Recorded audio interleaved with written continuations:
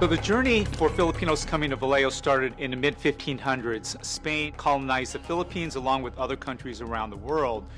And they started a galleon trade between Manila, Philippines and Acapulco, Mexico from 1565 to 1815.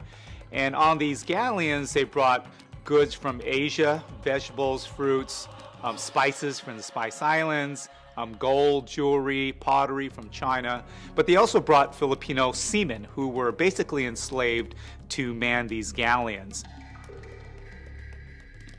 And all up and down the California coast, the Filipino seamen would jump ship to escape from their Spanish masters. And so the first recorded landing of Filipinos in what's now the continental United States happened October 18, 1587. In Morro Bay, California, and we actually have a National Historical Marker there.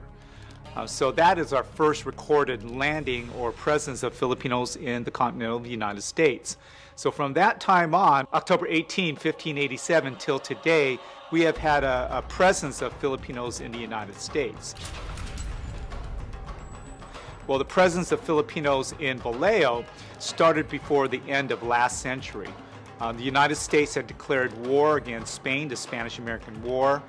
They first fought it in Cuba and then in Puerto Rico, but most people don't realize that it was then brought across the Pacific Ocean to the Philippines because the United States realized the Philippines was also fighting for their independence from Spain, and so they sent Admiral Dewey to meet with a Filipino leader named Emilio Aguinaldo, and Emilio Aguinaldo agreed to help the Americans fight the Spanish in the Philippines, and in return the Americans agreed to give the Philippines its independence. So the ships, the American naval ships left from Mare Island right here in Vallejo, went to pick up the troops in the Presidio in San Francisco and sailed across the Pacific Ocean in May of 1898 where they fought the Battle of Manila Bay. And of course the United States won that battle. The Filipinos reveled in the victory because they thought the Americans were going to give the Filipinos and the Philippines their independence as well. Then on June 12, 1898, the Filipinos declared themselves independent from Spain, and that's why we celebrate Philippine Independence Day worldwide on June 12th. And here in Vallejo, we have our annual Filipino Festival on the waterfront on the first Saturday of every June to commemorate that celebration. Of course, in sight of Mare Island, where the ships that led to that Declaration of Independence actually came from. So it makes Vallejo a very special place. However, during that Declaration of Independence, the Americans and the Spaniards who were at that ceremony did not acknowledge the Filipinos' Declaration of Independence. And in February 4th of 1899, a man named Willie Grayson, who was in the U.S. Army stationed in the Philippines, fired the first shot of what now has become known as the Philippine-American War.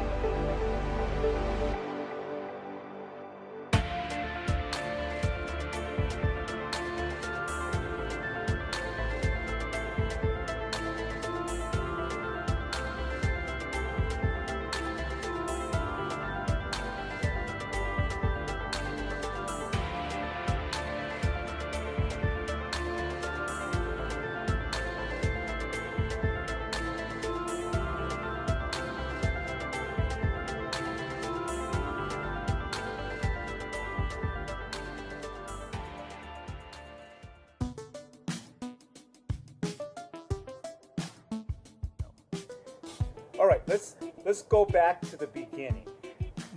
So Okay. your grandmother and grandfather were the very first Filipino family couple in Vallejo that I have researched and found out. Okay. So George Washington Carter and Maria Martinez Carter were the very first Filipino married couple to come to Vallejo. And I guess they already had Rosita in the Philippines, right? No. And No. Who's the firstborn? Mary. Mary, she was Mary born in was the born Philippines. in the Philippines. And when they came to Vallejo, it was the three of them. And then your mom was born in 1915. Right. So, But wait. Rosita was older, so she was born, I don't know whether, she wasn't born in Vallejo. no, No. your mom was the very first Filipina or Filipino actually born in Yes. Vallejo. Yes. So tell us as much as you can your knowledge or your memories of your great or your grandparents. None. Because we didn't live with them. Okay. Tell me Didn't- stories that you've heard about them. Okay. They owned, what was it? A pool hall on Georgia Street. Okay. They also owned a boarding house on Florida Street. I think it was 233 Florida Street. And they talked about, how they, at the time, they couldn't have, it was hard for Filipinos, especially Filipino men who married white women, to find housing. So a lot of the people that lived in the boarding house were Filipino men who were married to white women. And apparently my mother was saying they had maybe 2 or 3 couples there at a time, and they that's where they were housed. They lived there. And then apparently, see, it kind of skips, but then she made some comments about, the people in the neighborhood, they were pretty good, right? I mean, they didn't have any problem, because most people grew up in the same economic strata. Everybody was kind of poor, struggling. There wasn't this, this problem with a lot of rich people with their haughty ways and looking down at them, because everybody was in the same, like I said, they were in the same situation, just trying to survive, doing the best they can. So then she goes on to say that she skips around quite a bit. And that's listening to that tape that I had, and what she used to tell us. And I know she experienced a lot of racial prejudice at the time, because apparently there was some racism here, quite a bit actually. And she skips around a lot, but I'm trying to keep it in some kind of chronological order.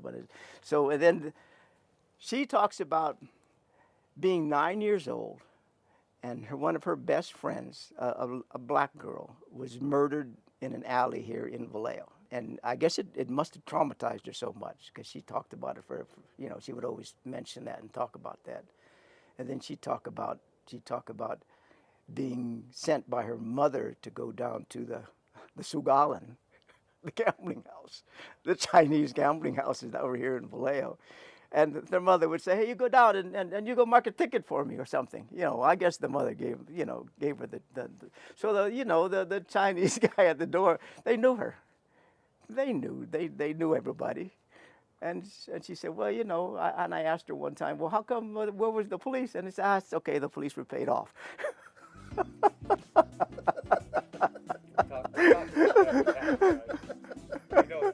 Yeah, I mean, you got to know that. I mean, it's further in the future. Then she talks about during the Depression time. And I asked her how they did during the Depression time, and asked her about food. And she says, well, there was always the black market. If you had money, you didn't starve. You could always get food. So there was a lot of dealings with the black market. People during the Depression, and if you had a government job, she said, hey, you had money. It was okay. But for a lot of people that didn't have those resources, then it was a difficult time for them.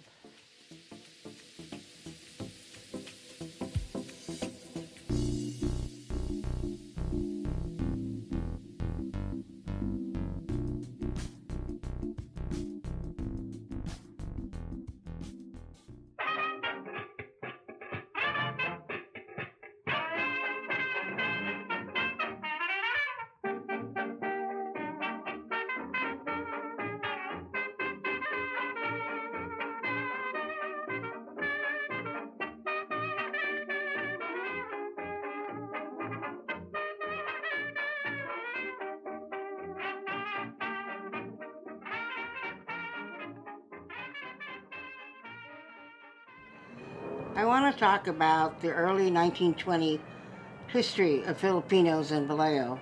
My grandmother was the first Filipina on Mare Island in 1921 at the age of 19.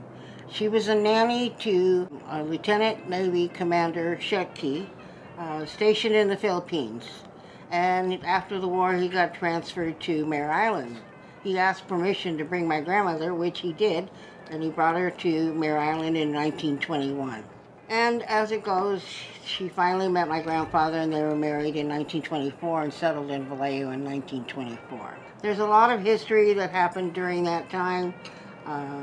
One of the important things was that there were just a handful of Filipinos living in Vallejo that we would identify as the early pioneer families, Filipino families of Vallejo, who were confined to living at the waterfront because they were not allowed to purchase homes, but they were confined to living at the waterfront at low-income housing. And that's how all those families became very close, became comadres and compadres, meaning godfathers and godmothers to all of their children.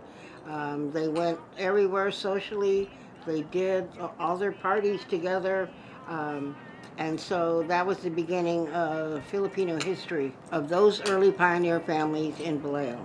So they were very involved in the Filipino community per se, even though the Filipino community wasn't officially established until 1946. But during that time, there was a lot of Filipino activity with just that small group of Filipinos, and then more Filipinos started coming in after 1934 and after the war, and our numbers of Filipinos began to increase, not only in Vallejo, but in the Solano County. My mother told me a bit of Filipino history. I'm reading this because this was coming to my mind, and I wanted to make sure that I shared this with everyone. She herself, at a young age, was well known in Vallejo. She was a beautiful singer, and Filipinos regarded her as a beautiful young lady.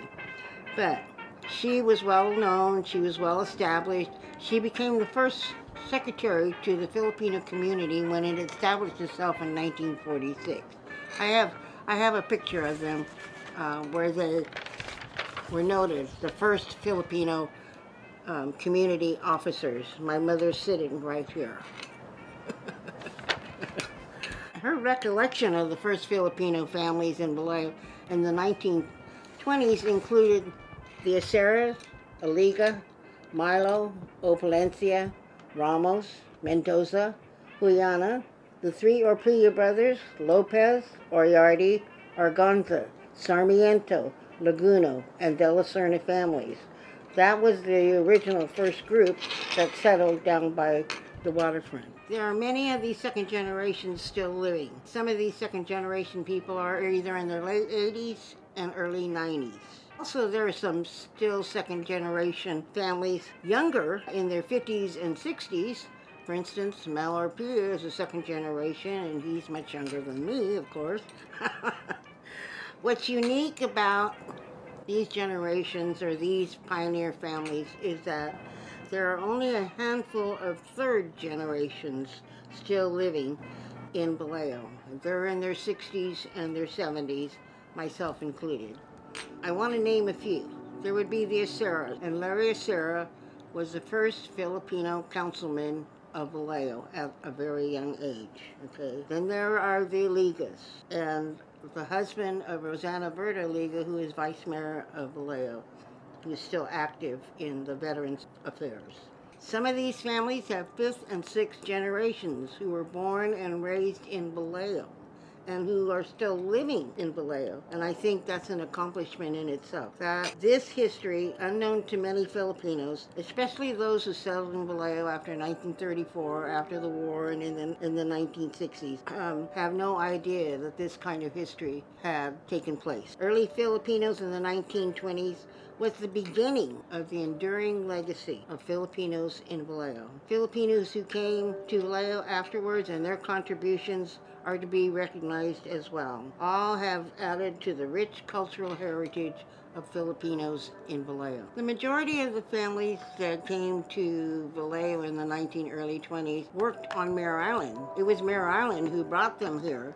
They came down either from Seattle or Alaska through the fisheries and came to San Francisco or to Vallejo and began working in Mare Island. Many of them worked for 30, 40 years on Mare Island before retiring. They raised their families, and some of their children also work on Mare Island. So Mare Island played an important role in the lives of Filipinos in the early 1920s to after the war, or even until the time it had closed in 1996.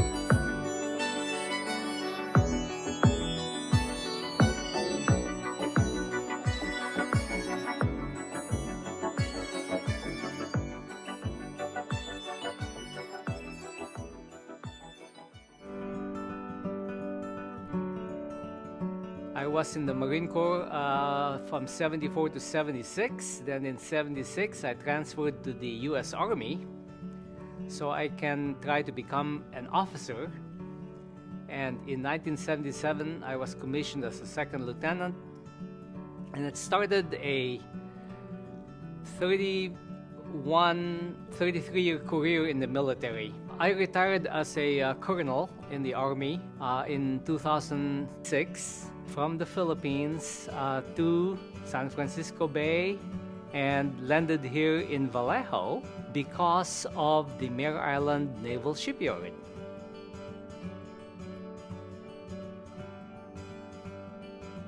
My father is Alfonso Aliga and my mother Flor de Lis Aliga. Now, my grandfather back in the Philippines was a surveyor. In 1929, my grandmother, Asuncion Aliga, followed him to Vallejo and settled here, started the whole family migration. And he worked American U.S. Army Corps of Engineers. And he met my grandmother in Santa Maria, Ilocos Sur, and got married. He came here 30-plus days on a boat to be transported from the Philippines to San Francisco. And he came to Mare Island, brought his letters of recommendation from his U.S. Army Corps of Engineers supervisor, and he got hired at Mare Island to become a welder. And he was a welder at Mare Island from 1929 until 1959 when he retired. In the meantime, my grandparents, especially my grandmother, who was very entrepreneurial, she managed an apartment complex that used to be, according to legend, was situated at the location of the JFK Library as it is today. So when JFK Library came up, the city said, hey, eminent domain, we're going to take over your property. Here is a assessed value, and you have no choice but sell it to us at an assessed value. So that's what they did to stay afloat for all those years. And of course, you know, my grandfather having a good steady job at Mare Island, helping build many ships, submarines, and so forth, helped immensely. And the only peacefully. That is with all their heart, with all your soul, with all your mind, with all your and My family, Euthymio Dezono Duque, or what we call in Filipinos, Ducay, he came to Vallejo back in 1945. He actually came to the United States in 1929, but in 1945 he came to Vallejo right after the war. He was in the Navy, and when he got discharged, my mom, who is Lavinia Calcin, or Estrada Calcin, she was a nurse, and she came from the Philippines directly to Hawaii, and then came over to Vallejo. They actually met in the boarding house over on Sacramento Street. It was the Aliga family. My dad was actually a neighbor of Asuncion Aliga, who was the owner back in the Philippines. Again, a little history and background on that is that they were both from Ilocos Sur, Santa Maria, in that area. And so my dad already knew who she was, so he started boarding at her boarding house. And then my mom, she came over and from Hawaii, and at first stayed with her sister, Dolores Aliado, or Calcin Aliado. She stayed with Auntie Dolores for a bit, and then she went to the boarding house, and that's where they met. They were introduced to each other by Asuncion Aliga.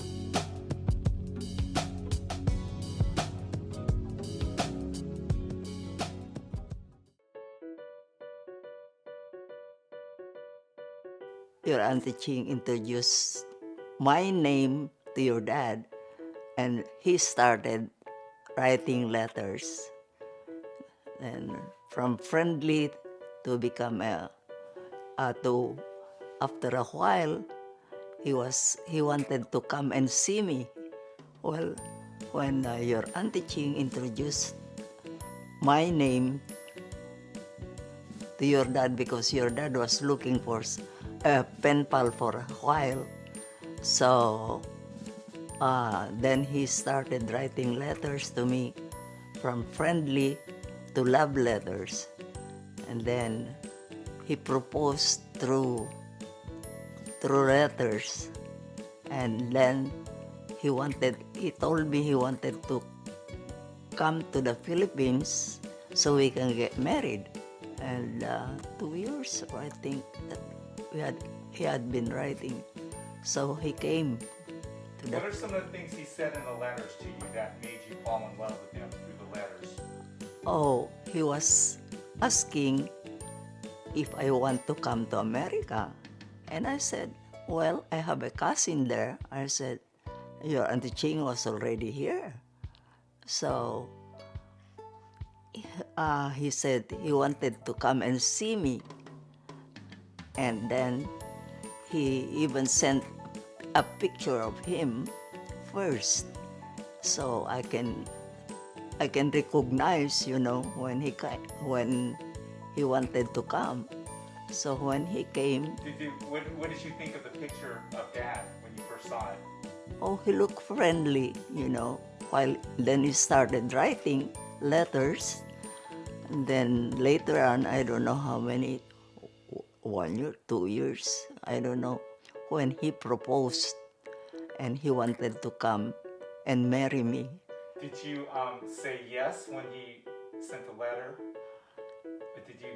After I don't know how many letters, and then he wanted to come and see me, and he proposed even through letters. Did you accept the proposal through letters? I don't know how many letters before I accepted him. Then he came, and I think he was ready with everything already, the rings and whatever we needed. About 1985.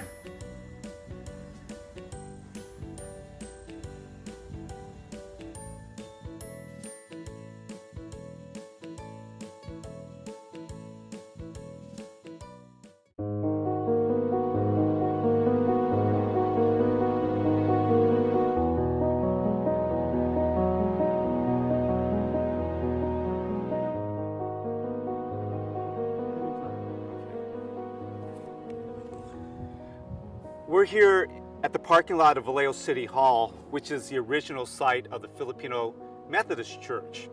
When redevelopment was done in downtown Vallejo in the late 1960s through eminent domain, the Filipino Methodist Church had to find a new place to move instead of tearing down their building. At that time, one of the members was Arthur Scott, and he was the president of the local NAACP chapter, and he found a 6-acre lot in the Beverly Hills area of Vallejo, and the church bought it, and they moved a whole church sanctuary to that spot on a flatbed truck. But the Filipino Methodist Church was the first Filipino church in Vallejo outside of the Catholic Church, and was started right after World War II as a place for the Filipino families and Filipino children to learn Bible study, and eventually became the Filipino Methodist Church. So the legacy lives on today in Beverly Hills, with the church renamed as Fellowship United Methodist Church.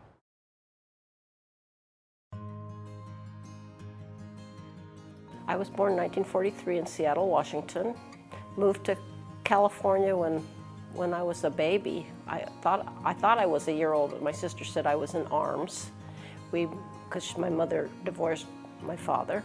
We moved to San Francisco in probably 43, and then we stayed there until about 1950 when we moved to Vallejo. So that's my history for Vallejo. So we lived in the Fillmore area of San Francisco when I was little, and then my stepdad, but he was, for all intents and purposes, he was my dad. He was the one who was called to be minister of this church. That's why I'm here today. Okay? Okay.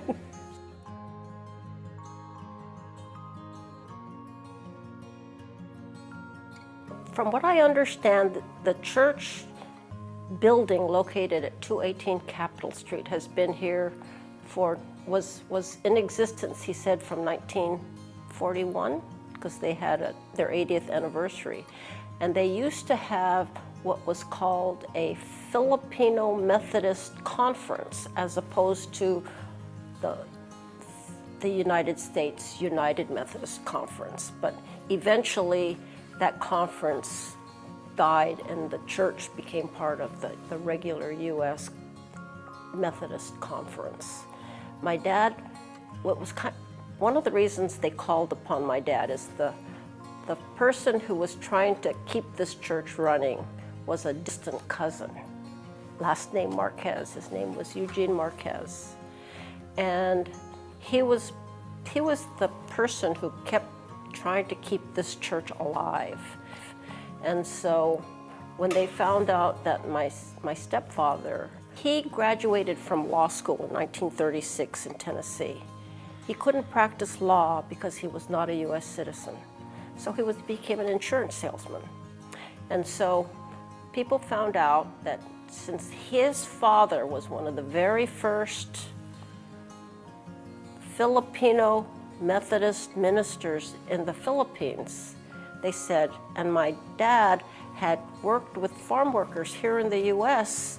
in the 30s and 40s, he became known in the communities as somebody who could preach. And so that's how he was called upon. He did not have a divinity degree, although later he went back to Berkeley and got some sort of a religious degree.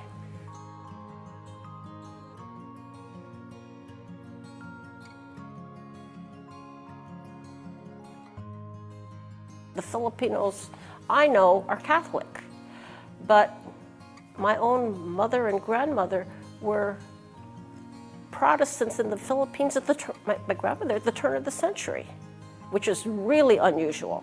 So our Protestant background goes a long way. But so we came here in 1950. My dad was still an insurance salesman. My mother worked for the U.S. government. So that's how they supported themselves. So there were 5 of us children that had to be supported. So that's the church. The church was our main part of our lives, but it wasn't the support of our lives. I actually was a church kid at that church. My mother worked, my dad worked, so I would come back to the church parsonage with the key around my neck. And I went to Lincoln School for the first year I was here. When I was really little, I was just, you know, I would complain because I couldn't remember all these things, and I would cry that I couldn't remember the Bible verses that I was supposed to know. But later I became a Sunday school teacher, and so I taught the youngest children, and I have pictures of some of these Sunday school classes. And I probably didn't do a very good job, because when we would have little, you know, church events, you know, featuring these little kids, we'd say something like, "And who made the sun?" And these little bitty children would say, "Lala." So I guess I didn't teach them very well.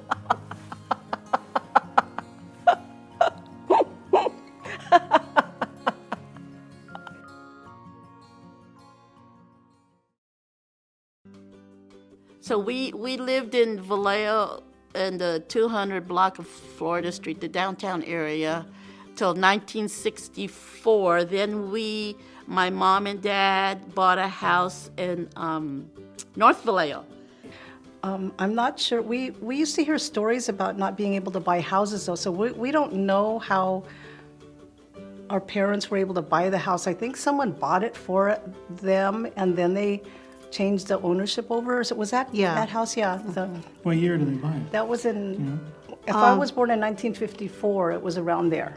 I was born in that house, so it was probably right before 1953 or around 1953, between 1953 and 1954. When my mother tried to buy a house in South Vallejo, you know, they tried in other different neighborhoods in Vallejo, but at that time in Vallejo, you know, the real estate people had decided who's going to live where, and that was that. So the only place we could find was this five children, 2-bedroom house in South Vallejo.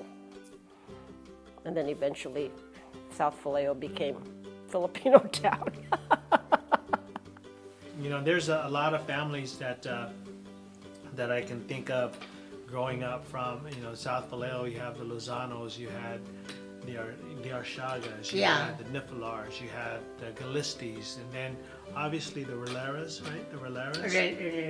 Riviera. Yeah, Yeah, that's right. Then we also had Duque, remember? Duque, Duque, and then just so many.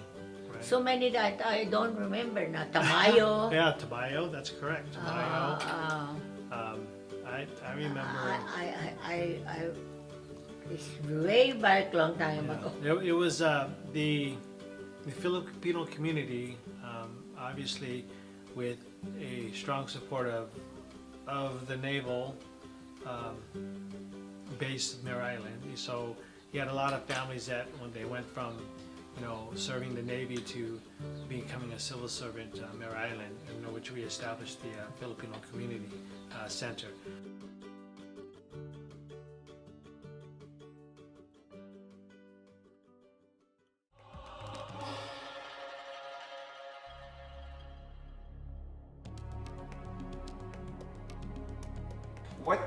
What does having the oldest dojo in Vallejo, which is also the longest Filipino operated business in Vallejo, mean to you?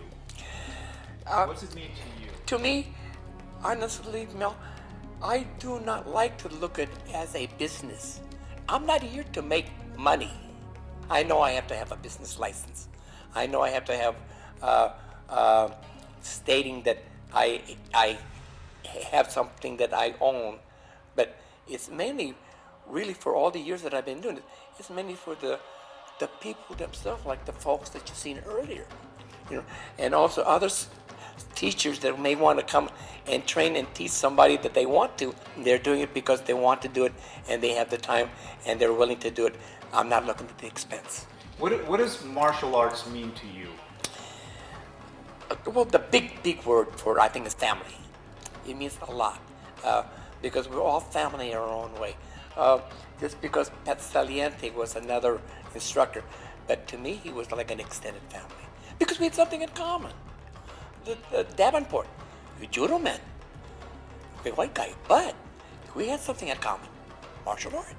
Okay, I hate to say this, but some of the guys in Taekwondo, I'm not talking about William Kim so much, but there were guys like Anderson, a few other guys that came and trained before William Kim did. Family, friends, we cheered the same thing. Some of the guys would come over here, Taekwondo guys, we'd work out a little bit. They show me kicks, we show them my hands. Hey, okay, now I got my hands and feet. We're family. It's not the idea of the finances. The KSDI means Kajikemo Self-Defense Institute, and it's here in Vallejo, California. Okay, the type of system that we have is Kempo, which is Okinawan, Kung-Fu, which is Chinese, Karate, which is Japanese, Judo Jiu-Jitsu, which is Japanese. And then we have what we call the mixture of the Filipino martial art. The word Kajikemo is in regards to who we are. Now, the top part here, the praying hand, is we come in peace. The other hand with the bow means that we respect. The open hand is that we have no intention of hurting. This in the center is actually a left hand.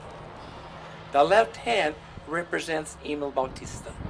How do you want to be remembered as a person, not just a martial artist or a grandmaster? How do you want to be remembered in this community? As a friend of all that is all concerned. I didn't, like I said, I moved from Fairfield to Vallejo back in the 60s. But now I call Vallejo my home. And I want to consider everyone, not just one individual, that we have all family and that we have something all to share. You know, this silly thing about the Asian thing of the people trying to hurt others because they're not the same color. It's not right. But I think just all of this made news. But the whole idea is, why can't we all live together?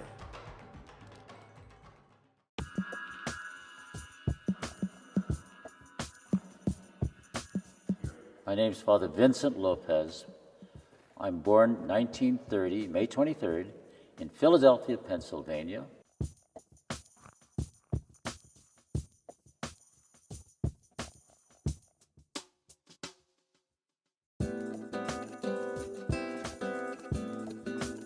We lived in Philadelphia until I was 6 years of age. My father was in the United States Navy when he married my mother in 1928, and his ship came to California. I think it was the USS Texas at the time, USS Concord, and he retired from the United States Navy in 1936. He had joined in 1918. In those days, you could retire after 16 years in the Navy, and retired as a Chief Petty Officer. He's lived in Vallejo beginning in 1936. He worked in the shipyard for a time. He had restaurants in mostly Lower Georgia Street. And he had a medium amount of success. He was able to support his family very well. He rejoined the United States Navy, was actually brought back into the Navy when World War II started. So he again became the Admiral or Captain Stewart during World War II for two different admirals, and he was the manager of 2 officers' club in the 4 years when he returned to the U.S. Navy in World War II. My father, by his very nature, was a gregarious person. He was an ambitious person, ambitious for his family, for his children, and he had a work ethic that didn't stop. He always had a second job. He was always very presentable, and then for his children, he expected us to do the same thing. The fact that I would go off to study for the priesthood in 1948, and then I became the first priest of Philippine heritage ordained in the United States. That was a biggie in 1956.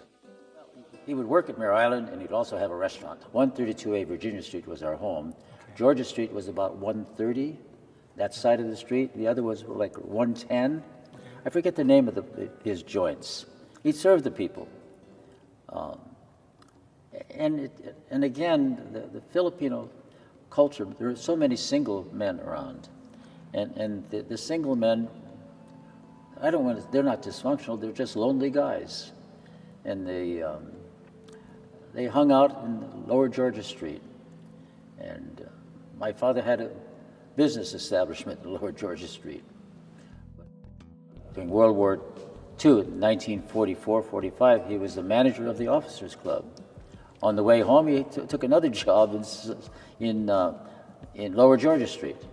Ran another little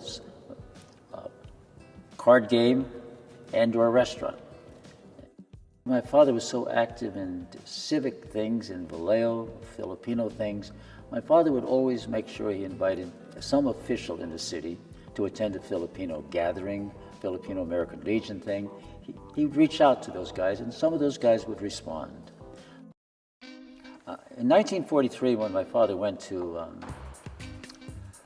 in the Navy, and he was the Admiral's steward in Coeur d'Alene, Idaho. Outside of Coeur d'Alene is Farragut Naval Base. The Admiral, the Captain Sowell, S-O-W-E-L-L, said, "Mr. Lopez, you're always bragging about your sons and your children. Bring them over, I want to meet them." So he brings me over. I'm 13 years of age. My brother's 14, my other brother's 11. "Hello, Captain, hello, nice to meet you. Good to meet you, boys. Mr. Lopez, are these American citizens?" "Of course, Admiral. Their mother's American, they're born in the United States. And how about you? Did you get your citizenship?" My father's answer, "Who's going to help a Filipino get his citizenship?" In front of his children. The Admiral says, "Mr. Lopez, you'll be my driver next week." My father drives Captain Sewell, he became Admiral later on, to Spokane, which is 35 miles away. He says, "Park here in front of the Federal Building." Park in front of the Federal Building, they go upstairs to knock on the door of the federal judge, and the Admiral says to the federal judge, "You're giving Mr. Lopez here a hard time about becoming a United States citizen." The federal judge said, "Mr. Lopez, raise your right hand." Wow. I've told this story in Hollywood. It's going to be in a film somewhere. They're going to incorporate it somewhere. It could be in this film. Look, you guys are beating him to it. But nevertheless, and then that's 1943. 17 years later, John F. Kennedy is running for the presidency, 1960. My father's the chairman of the Democratic Party of Solano County. He had the largest percentage of votes for John F. Kennedy of any county in California. California did not go for Kennedy that year. It went for Nixon that year. But the county that had the largest percentage of votes for Kennedy was my father. Luther Gibson recognized that. He recognized that. I'm inclined to think that there was what's in me, there's a degree of hustler in my father. Oh yeah, your dad was hustling. And see, because there's a large degree of that in me. And so, Priests can hustle? let me tell you something. Let me tell you something. I was told I take $100 cash and I give away $2,000 in food and supplies to the poor. And one priest put it this way, that Vincent Lopez, he's a bird dog and a hustler. I'm looking at what you're saying about people wondering about my dad. There has to be, because that streak is in me, and I physically look like my father, I've been told. Really good. So you lived 1 block away from the red light district. 1 block away. My father didn't have far to go to his second job. And most families, I'm not saying Filipino families, most families in Vallejo told their kids, do not cross, do not go into these certain blocks. I sold the call bulletin. I sold newspapers up and down Georgia Street, Lower Georgia Street. And my mother used to say, well, be careful, you can't go in all those joints. But you make a nickel. You sell the paper for a nickel or a dime. So I knew Lower Georgia Street very well. Did it corrupt me? No. I had a culture different than Lower Georgia Street. I went to Catholic school every day. Don't miss, though, if you really want to see me at my best, I think. I had some starving actors, not like yourself, but they were semi-skilled. They put me on YouTube. Really? Look under YouTube. Do it this minute. Holy merchant. Okay, that's an aspect of me. When it comes to raising money, I do it in an offbeat manner. I give it away in order to make money. I figured that out. No priest has done it this way.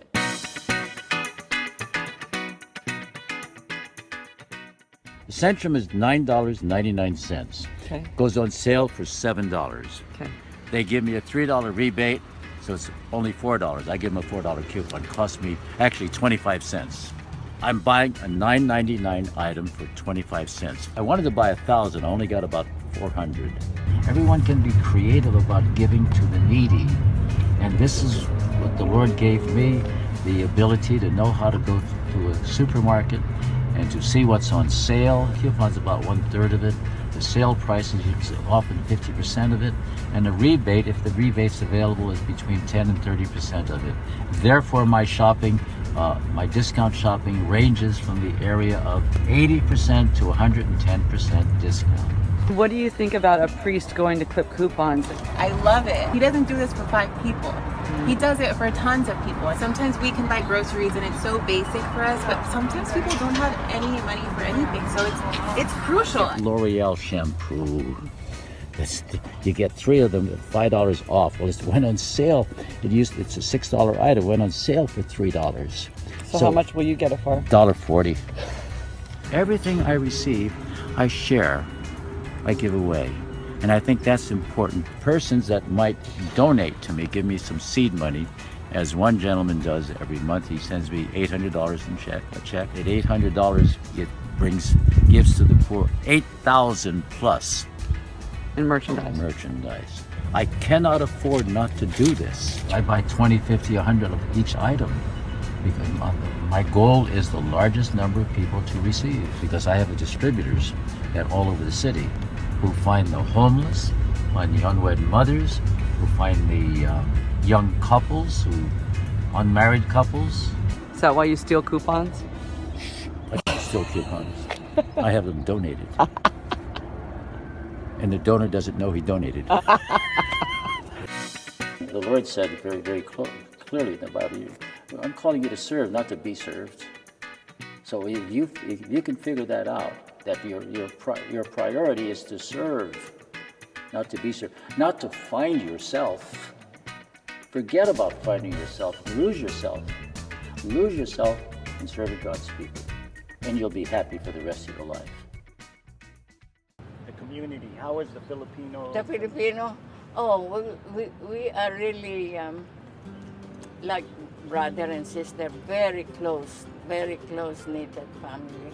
We really love each other. And then the new Filipino, like me, I am a newcomer, they call. And they, especially the old men, and that, they treat me like a young child or something, because whenever my husband introduced me to Stockton, because he was from there, and then all his aides, people, they are there, and I got to meet them, and they welcome me with bunch of food and country fruits and all that. Oh, yeah. He was born when my dad was born. He was writing the same day the same date that my dad was born, and I tagged him. I said, "No, that is wrong. That's my dad's birthday."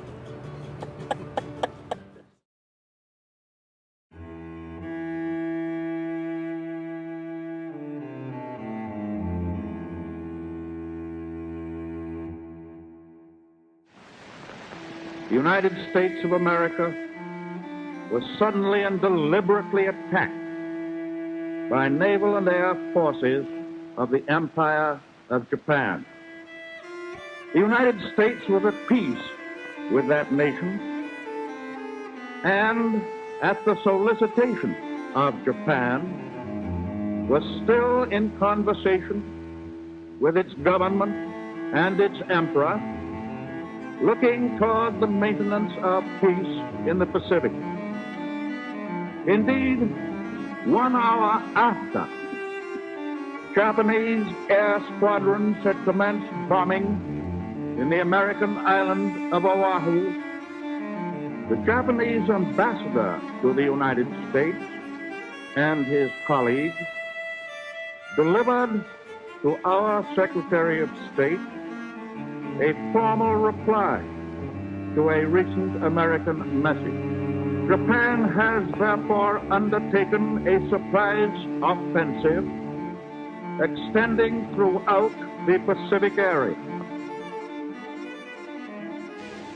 While Hitler was still brawling in the streets of Munich, Japan had already begun weaving the pattern of aggression. Started with an incident. A Japanese train on the South Manchurian Railway had been dynamited.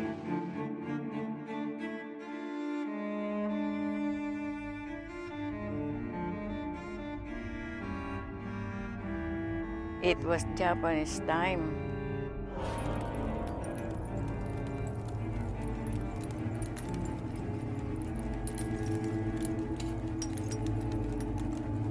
I would be hearing this cavalry stamping of horses. It was Japanese? It was Japanese time, and I would be running to the house and tell my parents, oh, Mom and Dad, the Japanese is coming. And during that time, the Japanese picked the men of the house, interview them, and if they don't like the interview, they interview if they are pro-Japanese or not, or belong to a group of against the Japanese, like that. And then, did your father get interviewed? Yes, I was gonna say, one time they pick up my dad. And every time that we hear about picking up the men of the house, they abuse them, what you call them? Beat them? Will they beat them? Yeah, they interrogate,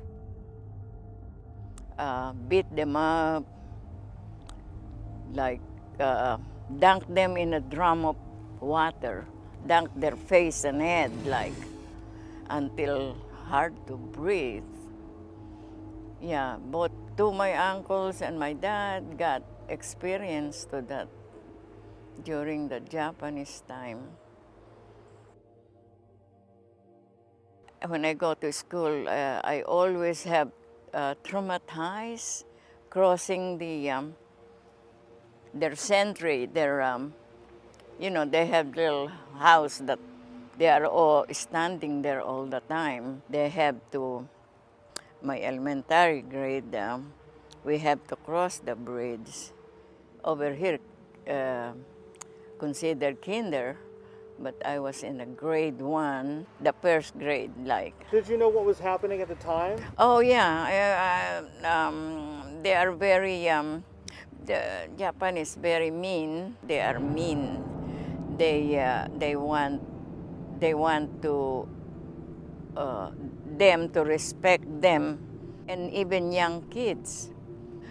I always pray to myself that that was not the mean guy. I was very scared too. So I really have my foot flat on that and keep on bowing, you know, like this. Well, I heard that, how you call them, the rape woman. My mother was very scared. They even, my father even cut my mother's hair to and then make her wear my father's pants and shirt. My mom, I remember that, and so that, you know, because the Japanese get the woman. That's how they are. So my dad, you know, make my mom like a man, where, yeah, and when we hear that they raid houses and then just invade you. They have been in my house. Did you witness that, or were you out of the house? Yeah, I witnessed them. You could hear their shoes and the horses stomping. I would be run fast, to our house, tell my mom and dad, the Japanese are coming, My mom will just jump out of, even there is a barbed wire on the countryside. The properties is fenced by barbed wire with the thing. The property belonged to my mom would be jumping that and I would be following. Sometime my mom's shirt would be caught on that barbed wire, and me too. Very soon we will be here, the bombing, because there is a bridge across, the town. They bombed that, and underneath is a river, and they bombed that. So we never know how the material from the bridge will be hitting people. So when they bombed that, I was crying because I was just, 7, 8 years old. Because we have to jump and lay down on the ground when the airplane, you hear them bombing, because the material from the bridge are all scattered. You might get hit by. Make you angry at the Japanese the rest of your life? I was. It subsided, towards the years, but I was angry and scared. When you got here, did you have nightmares? Did you ever have like the results of memories, bad memories when you're sleeping? Yeah, I still have, until now, memories of that. Like when they got my dad, that we thought we are not going to get him back. But all of a sudden, he did come home with red eyes because they buried him on the sand. And I remember I have to cry and clean my dad's eyes from the sand.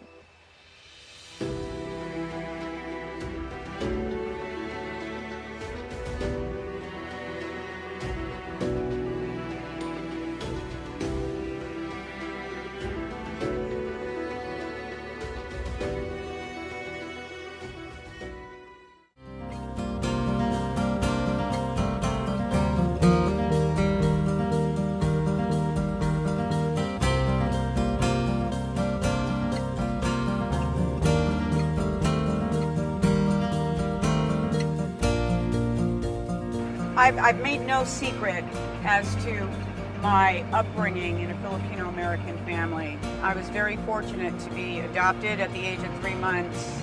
My father came here to America in the 1920s. He left Luzon to Manila to take the ship. It was called the USS Honolulu. His particular ship went to the west coast of California, Los Angeles port, and then San Francisco, and that's where he embarked. He got here with all the other manongs, the older Pinoys, which are in Filipino culture, that's what they were called, especially if you were from Ilocos Sur in Luzon. And so he sought work in Stockton in the fields, just like they all did in the orchards. In California at that time, up into the 40s, the Filipino men were not allowed to marry white women, and it was very frowned upon. A lot of these guys left their home country, leaving their sweethearts and wives behind, and some were bachelors like my dad. And it was through a lot of research that I found out that they got married in Washington State, because it was allowed for interracial marriages in Washington, not Oregon and not California. So for the longest time, I didn't know if my parents were married. I never saw wedding pictures, or she didn't have the standard ring or any of that. So, so they were trying to have children. And I guess my adoptive mother was having a difficulty bearing children. So they adopted a nephew in the hopes that that would spring forth, you know, their own children. 7 years later, nothing. Then they adopted me. And because of my Spanish Portuguese background, I look mestiza, and I look like I could be their own natural child with a Filipino and the white mother. And so they adopted me, and 2 years later, a child was born. 3 years later, a child was born.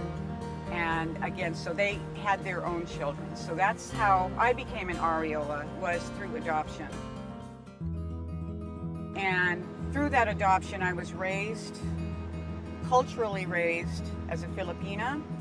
We took dancing lessons, Filipino folk dancing lessons, and we danced all over California, Northern California actually. My godparents, my godmother, Maynang Tubias, she was the premier dance teacher for all of us and made all of our Maria Clara dresses, traditional dancing, folk dancing dresses. And I was entered in the Miss Filipino Sweetheart contest, and it wasn't a beauty contest.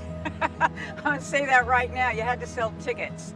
And the one who sold the most tickets was declared the queen. I came in second place and was Miss Luzon, had a beautiful ribbon and a tiara. And we had a big coronation at the Veterans Memorial Building in Vallejo. And, you know, that was my upbringing. He was my hero.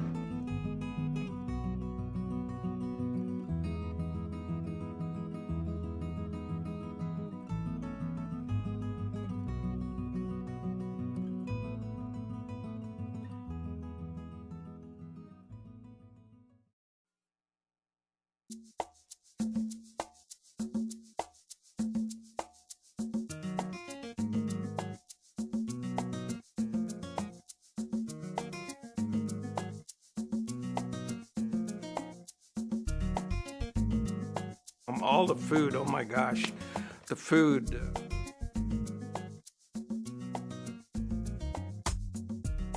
Each Filipino's region have different types of foods. So my mom and dad always cook the way they were brought up, you know, the recycling food. And it was good, everything.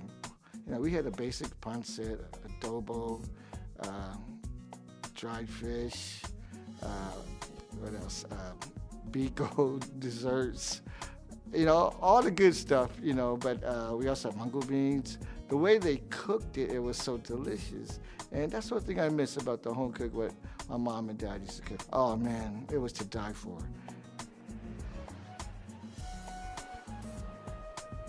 Who taught you how to make the lumpia, Mama? Who was the first one that showed you how to make lumpia? I learned it myself. I don't remember somebody. What happened was we had to have an extra earning when I was growing up. Yeah. And we live in the neighborhood that houses. And, I thought about making lumpia and sell it by my window porch in my neighborhood. Yeah. Street food. So yeah. Instead of a lemonade stand like kids do here, you did a lumpia stand from your window. That's awesome.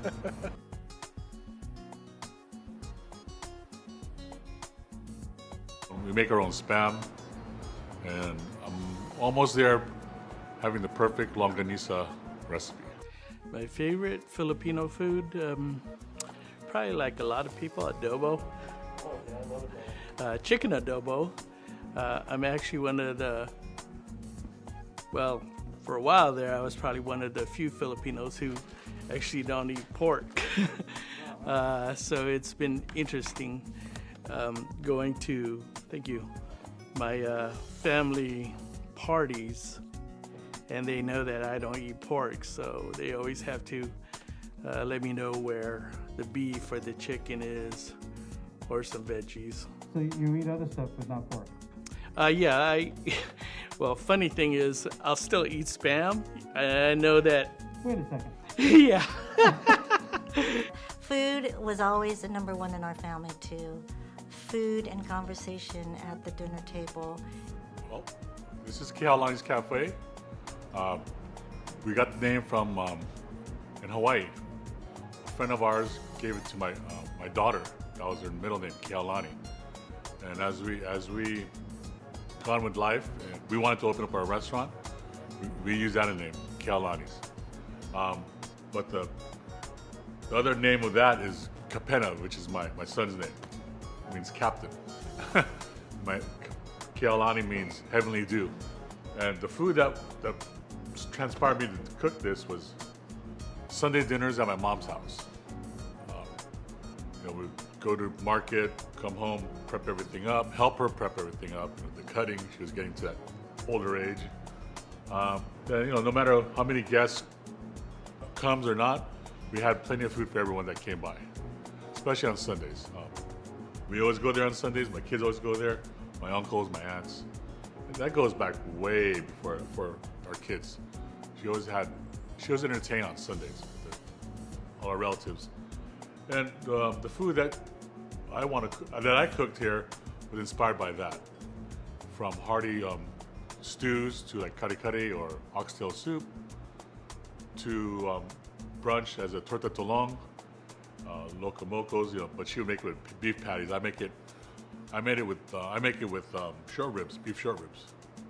And it's hard to find that style of cooking nowadays when the aunties or the grandmas and grandmas' moms are cooking that, because they're getting older and they don't want to cook it. It takes too long.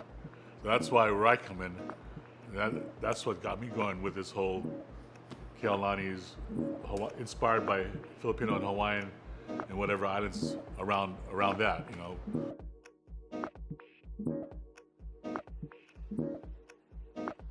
More families coming together here. We meet here now.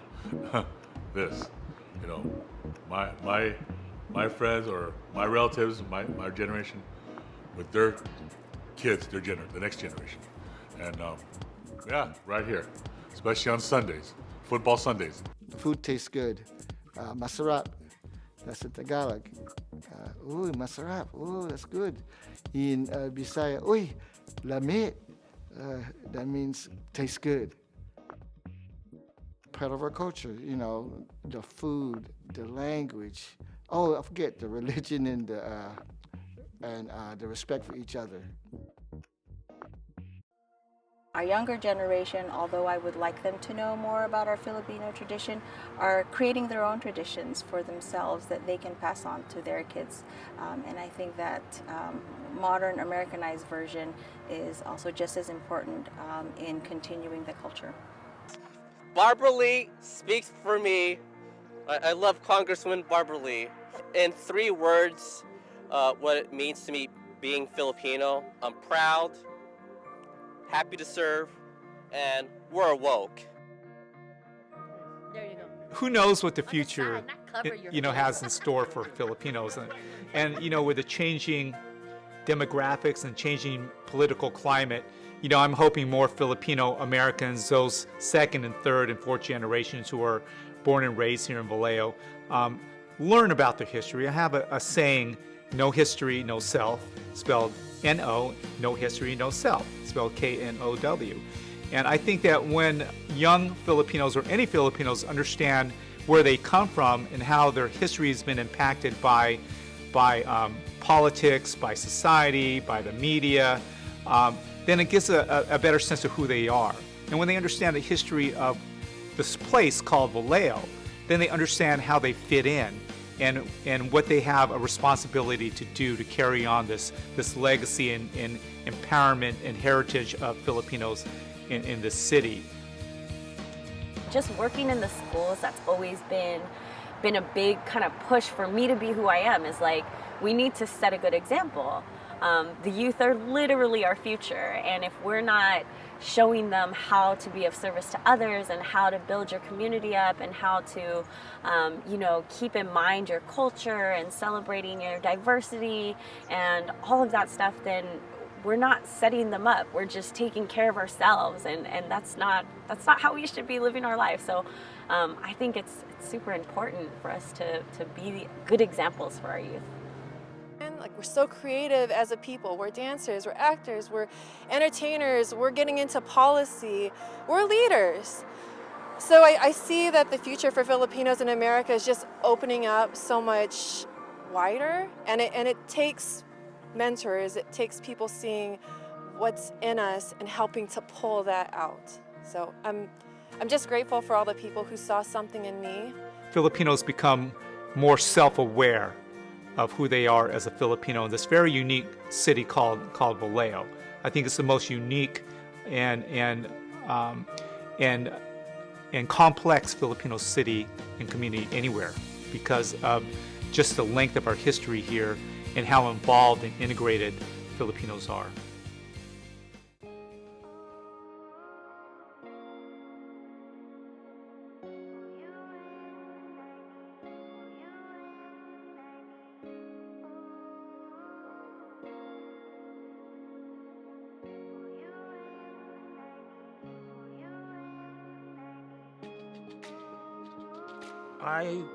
Me and my younger sister were born American citizens because my dad became an American citizen by act of Congress because of his war exploits. Congressional Gold Medal.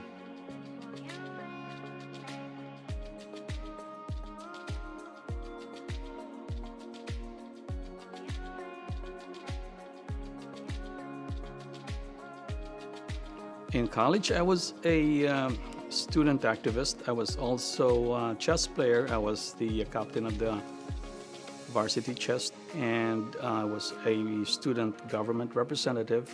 And then martial law got declared. Martial law meant it was a big deal. You lose your personal freedom, your constitutional rights, even your right to assemble was taken away.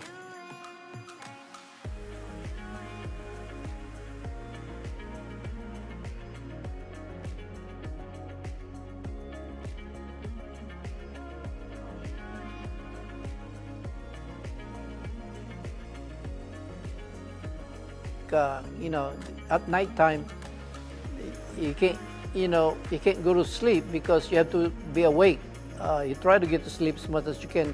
And I have a friend, normally two guys in a foxhole, and we tell them, since you take turns, you sleep for a couple hours, then you wake me up, and I wake you up.